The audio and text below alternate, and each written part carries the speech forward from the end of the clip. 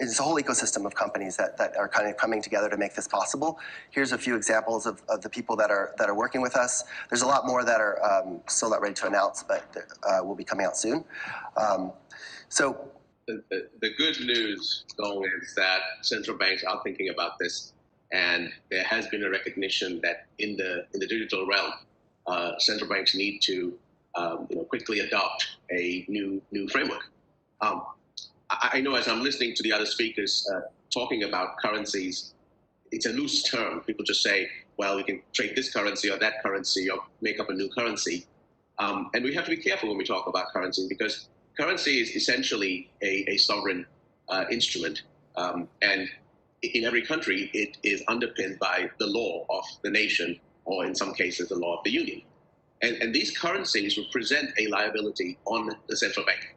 It is not a casual instrument where someone wakes up and says, now I have cooked up a new currency because my latest technology allows me to define it as a currency. It doesn't work that way.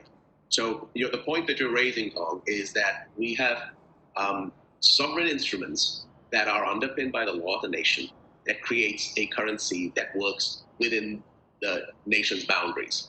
Now, rising above that, we have some international reserve currencies. So you have reserve currencies that are also recognized as assets by multiple countries. There are several of those. And so for a transaction to take place from country A to country B, it's not just a matter of two currencies sort of coming together. It's a matter of exchanging from the originating currency into a reserve or a recognized international currency and then back out again. And this is primarily true in developing markets. In developed markets where the country's currency happens to be a reserve currency, well, there's essentially only one exchange that takes place, or the recipient is willing to accept the reserve currency. In the digital world, the question that you asked is quite pertinent. In the digital world, with two countries having a central bank-issued digital instrument, how does that exchange happen? Now, the way we see it is that for that exchange to happen in an efficient way, number one, central banks have to participate. So this is not an exercise with just the private sector trying to make this happen. The bilateral nature of two central banks that are in the payment flow have to participate because they become ballast, basically underwriting their own currency on what we call, or what we would think about as, an international cross-border bus.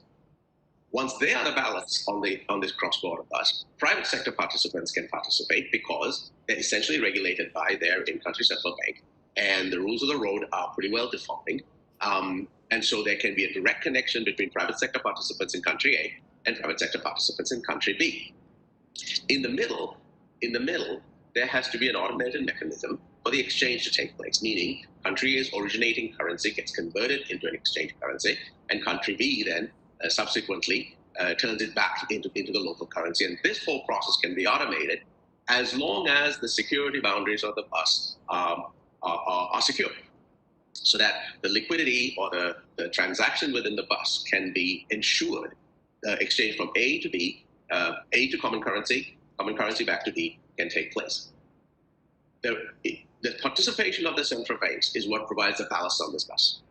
Once the central banks are participating, the ability to execute from a CBDC in country A back to a CBDC in country B becomes eminently doable.